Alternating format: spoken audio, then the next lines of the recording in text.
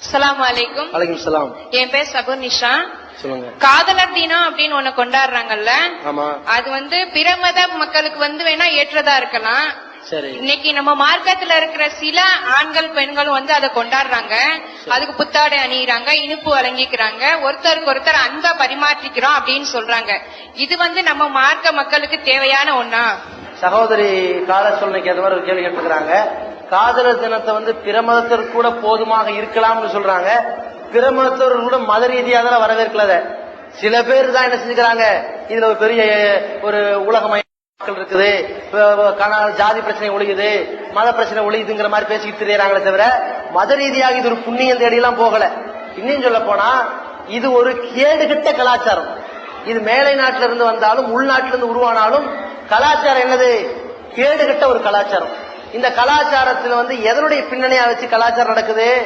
மனித வாழ்க்கையை வைத்து சுரண்டி மனுஷனை தப்பான வழிக்கு தள்ளி காசு சம்பாதிக்க வேண்டும் என்பதற்குத்தான் இது போன்ற தினங்கள் நடத்தப்படுகிறதே தவிர இது ஒரு மிகப்பெரிய மோசடிக்காரர்கள் தினம். காதலர் தினம்னு சொல்றதை விட அந்த கழுசடை தினத்தை ஒரு மோசடி தினம் சொல்லிடலாம். ஏன்னு கேட்டா, இவன் ஒரு பெண்ணை நான் விரும்புறேன்னு சொல்றான்னா, ஒரு கணவனுடைய மனைவியை விரும்புவானா? ஒரு ஆளுடைய பொண்டாட்டி விரும்புவானா? இவன் விரும்ப மாட்டான். இது கேவலம் நினைப்பான். ஏன் நினைக்கிறான்? இந்த கணவனுக்கு சொந்தமான இந்த பெண்ணை நம்ம விரும்பக்கூடாது, அது பாவம், அது துரோகம், மோசடி நினைக்கிறான். இது கள்ளத்தனம் நினைக்கிறான். அதே மாதிரி தான் இந்த கணவருக்கு சொந்தமான இந்த பெண் தலாக்கு விடப்பட்ட பிறகோ குழா விட்டு போன பிறகுதான் இன்னொருத்தன் திருமணம் முடிக்குங்கிற மாதிரி இந்த பெண்ணுக்கு சொந்தமான தாய் தகப்பனாருடைய சம்மதம், பெற்றோருடைய சம்மதம் இல்லாமல் இந்த பிள்ளையை திருமணம் முடிப்பதற்கு யாருக்குமே அதிகாரம் கிடையாது. அண்ணன் தம்பி சம்மதம் இல்லாம, வழியுடைய பொறுப்பாளருடைய சம்மதம் இல்லாம இந்த பெண்ணை இவருடைய வாழ்க்கை துணையாக தேர்ந்தெடுப்பதற்கு யாருக்கு அதிகாரம் கிடையாது. அது வரைக்கும் அது ஒரு அந்நிய பொருள், அடுத்தவன் பொருள் தான். அடுத்தவனுக்கு சொந்தமான பொருளை இவர் நேசிப்பாராம், இவர் விரும்புவாராம், எல்லா வகையான மார்க்கத்துக்கு முரணான வரம் மீறிய காரியத்தை செய்வார்களாம். கேட்டா இது சமுதாயத்தில் ஒரு நல்ல காரியம் பண்றோம் அப்படிங்கிற பேரை செஞ்சுக்கிட்டு இருக்கிறாங்க. இது ஒரு மோசடியான வேலைகளை தினம் போட்டு அங்கீகரிச்சு செய்யறாங்க. தினம் போட்டு செய்யறதுக்கு என்ன காரணம்னா, வருஷமெல்லாம் இந்த பிராடு வேலைகளை பித்தலாட்டத்தை செஞ்சாலும் ஒரு தினம் போட்டு நாங்க செய்யறது கரெக்ட் தான், பெட்ரோல் தினம் இருக்குல்ல, குடியரசு தினம் இருக்குல்ல, சுதந்திர தினம் இருக்குல்ல, நாங்க பண்றது சரியான வேலை தான், நல்ல வேலை தான், அதை நியாயப்படுத்துறதுக்கு தான் இந்த தினம்னு வைக்கிறாங்க. இந்த தினம்னு வச்சு பின்னணி என்ன? இதன் மூலம் வாழ்த்தட்டை பரிமாறதுக்கு ஒரு காசு, SMS அனுப்புறதுக்கு ஒரு காசு, போன் பேசுறதுக்கு ஒரு காசு, குடி கூத்து கும்மாளத்துக்கு ஒரு காசு, கேக்கு வெட்டுறதுக்கு ஒரு காசு, இதுக்கு எல்லாத்துக்கும் பார்ட்டிக்குன்னு ஓடுவானே, அங்க இங்க பறந்து ஊரை சுத்துவானே, அதுக்கு ஒரு வகையான செலவு காசு, அதுக்கு ஊத்துற பெட்ரோல் டீசலுக்கு ஒரு காசு. அரசாங்கம் ரொம்ப திட்டம் போட்டு கரெக்டா 4 ரூபாய் ஏற்றி விட்டான். அந்த நேரத்தில் நிறைய சம்பாதிக்கிறாண்டி. அப்ப அந்த மாதிரி வர்த்தக லாபத்தை அடிப்படையாக வைத்து வாரிசு தலைமுறைகளை எல்லாம் சாக்கடையில் தள்ளக்கூடிய வேலையைத்தான் இந்த காதலர் தினம் வச்சு கொண்டிருக்கிறார்களே தவிர இதில் ஒவ்வொரு இழப்புகள் என்னன்னு கேட்டா, இந்த பெண்ணை தேர்ந்தெடுக்கக்கூடிய ஆண் என்ன பண்றான்? இப்போதைக்கு நமக்கு பிடிச்சவள் இவள்னு கூட்டிட்டு ஓடுறான். அந்த பெண்ணும் நமக்கு பிடிச்ச மாதிரி இப்ப இருக்கிறான் இவன் அப்படின்னு கூட்டிட்டு ஓடுறான். இப்படி கொஞ்ச நாள் வாழ்ந்துட்டு 2 பேருக்கு இடையில விருப்பம் இல்லைன்னு பிரிஞ்சிடறாங்க. இன்னொருத்தன் கூட வாழ்றா, இவன் இன்னொருத்தைய கூட்டிட்டு போய் வாழ்றான். இந்த மாதிரியான கேடுகட்ட வாழ்க்கை வரும் பொழுது இப்ப காதலர் தினம்னு சொல்லக்கூடியவனை இப்போ இன்னொரு லேட்டஸ்ட் என்ன சொல்றான்? விரும்பும் வரைக்கும் வாழ்வோம், விருப்பம் இல்லாட்டி பிரிஞ்சிருவோம், கல்யாணம் நமக்கு தேவையில்லை அப்படிங்கிற ஒரு கலாச்சாரத்தை உண்டாக்கிட்டு வராங்க. இது கேடுகட்ட சமுதாயத்தை நாசமாக்குற கலாச்சாரத்தை, காட்டு மிராண்டித்தனமான கலாச்சாரத்தை இவர்கள் செஞ்சு கொண்டிருக்கிற இந்த வேலைகளை பார்க்கிறோம். இதனால ஏற்படுகின்ற பிரச்சனைகளை பாருங்க. சமுதாயம் சீரழிஞ்சு சின்னாபின் ஆகிறதோடு இல்லாம, இளம் தலைமுறைகள் நாசமாய் போறது இல்லாம, சந்ததிகளுடைய பெருக்கம் குறைஞ்சு போறது இல்லாம, ஜாதி மத பிரச்சனை குறையுதுங்கிறானே, முற்றிலும் போய் சமீபத்தில் மும்பை ஹைகோர்ட்ல ஒரு தீர்ப்பளிச்சான்.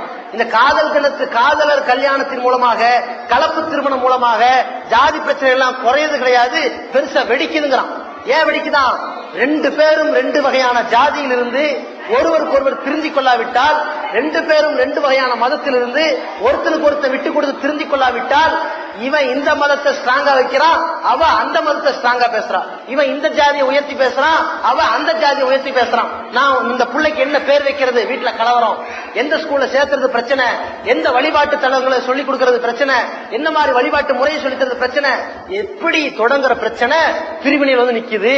இதனால ஏற்படுகிற எந்த கஷ்டத்திற்கும் அரசாங்கம் பொறுப்பெடுக்காது.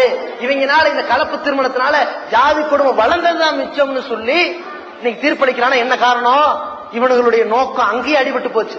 ஜாதி எல்லாம் இல்லாம ஆக்குறோங்கிறான்ல, எல்லாம் நாசமாச்சு. எல்லாம் பேருக்கு தான், இதெல்லாம் மக்களை ஏமாத்துறதுக்கான வார்த்தைகள் தான். விபச்சாரத்தை வேறொன்ற செய்வதற்கான கேடுகட்ட கலாச்சாரம். இன்னும் சொல்ல போனால் இவர்கள் போய் வீட்டுல சம்மதம் கேட்கலன்னா ஓடி போயிடுறாங்க, சம்மதிக்கலன்னா தற்கொலை பண்ணி போயிடுறாங்க. இவங்க வாழ்க்கையை நாசமாக்குற ஒரு சூழல். அல்லது சம்மதிச்சுட்டாங்கன்னா வீட்டுல இருந்து காசு இல்லைன்னா புருஷன் விட்டுட்டு ஓடிடுறான். அப்படி காசு இருந்துச்சுன்னா சுரண்டிட்டு திருடிட்டு போயிடுறான், எங்கேயாவது போய் வித்து போட்டு வந்துடுறான். அந்த மாதிரி நடுத்தரில் வாழ்க்கையை கேவலப்படுத்தி விட்டுறான். இவர்களை நம்பி விட்ட பெற்றோர்கள் தற்கொலை பண்ணிக்கிட்டு போயிடுறாங்க. இது மாதிரியான சமுதாய சீரழிவினுடைய ஒட்டுமொத்த உருவம் தான் இந்த காதலர் தினம். எல்லா வருஷமெல்லாம் நடந்தாலும் அன்னைக்கு ஜாஸ்தி செய்யணும்னு வெறி பிடிச்சு நடக்கக்கூடிய அந்த காமுகர் தினமாக இருக்கின்ற தினத்தை முஸ்லிம் சமுதாயத்தில் இருக்கிற ஒரு ஆண் செய்தாலும் ஒரு பெண் செய்தாலும் இவர்கள் கொஞ்சம் கூட இரையச்சம் அற்றவர்களாக இருக்கிறார்கள். இப்படிப்பட்ட தினத்தை யாரும் வரவேற்க கூடாது. இதற்கு முக்கியமாக பெற்றோர் கண்காணிச்சு பாருங்க. இந்த நாளில் நம்முடைய பிள்ளைகிட்ட மாற்றம் தெரியுதா? ஒரு சந்தோஷமா இருக்குதா? ரொம்ப துக்கமா இருக்குதா? ஏன் ஒரு மாற்றம்? ஏன் வெளியே சுத்துது? ஏன் கண்டவங்களோட பேசிக்கிட்டு இருக்குது? ஏதோ அன்பளிப்புன்னு போகுது? இப்படி எல்லாம் நம்ம கவனிக்கலன்னு சொன்னா ஓடி போனவர்கள் பட்டியல் நம்முடைய பிள்ளைகள் வந்து அல்லாஹ் காப்பாற்றணும். தற்கொலை பண்ணக்கூடிய பட்டியல் நம்முடைய பிள்ளைகள் வந்து அல்லாஹ் காப்பாற்றணும். இதனால் வெதும்பி ஒரு கேடுகட்ட சூழ்நிலைக்கு ஆளாயி நடுத்தருள் நிற்கின்ற கேவலத்தை நம்மளும் பெற வேண்டிய சூழ்நிலை வந்து அல்லாஹ் காப்பாற்றணும். இன்னைக்கு பார்த்துக்கிட்டு ஒரு சர்வ சாதாரணமாக இது இஸ்லாம் எவ்வளவு அழகான முறையில இப்படி எல்லாம் கேடுகட்ட கலாச்சாரத்தை தூக்கி போட்டு குழி தோண்டி புதைக்கிறதுக்குன்னு இந்த புர்காவை கற்றுக் கொடுத்துருக்குல்ல. இந்த புர்கா அணிகின்ற கலாச்சாரம் வந்துட்டாலே முக்காவாசி கற்பொழுக்கம் ஸ்டார்ட் ஆயிடும். அதுக்காண்டி இல்லைன்னு சொல்ல வரேன். எதுக்கு சொல்ல வரேன்னா, உங்களுடைய கற்பை காப்பாற்றுவதற்கு இஸ்லாம் கொடுத்த கேடயத்தை ஃபர்ஸ்ட் பேணணுமா? அந்த பேணுதல் மூலமாகவே காதலர் பேசக்கூடிய இந்த கற்பு கொள்ளையர்கள் ஓடி போவாங்களா இல்லையா? கண்ணியமான குடும்பத்தில் உள்ளவர் என்று நீங்கள் பேர் பெறுவீர்களா இல்லையா? நீங்கள் எந்த பாதிப்புக்கும் உள்ளாகாமல் இருப்பீர்களா இல்லையா? தாலிக்கு அதுனா யூரோப்ன இவர்கள் கண்ணியமான பெண்கள் என்று பெயர் பெறுவதற்கு இந்த புர்கா தான் அளவுகோல், உடலை மறைப்பதுதான் அளவுகோல். வலா யூதைன், அவர்கள் எந்த பாதிப்புக்கும் உள்ளாக மாட்டார்கள். அதற்கு இந்த முக்காடும் தலைக்கு போத்துற முக்காடும் உடலை மறைக்கின்ற துணிதான் அளவுகோல் அல்லாஹ் சொல்றானே. இப்படிப்பட்ட இந்த வேலைகளை நம்ம தொடங்கணும், இதை பெருக்கணும்.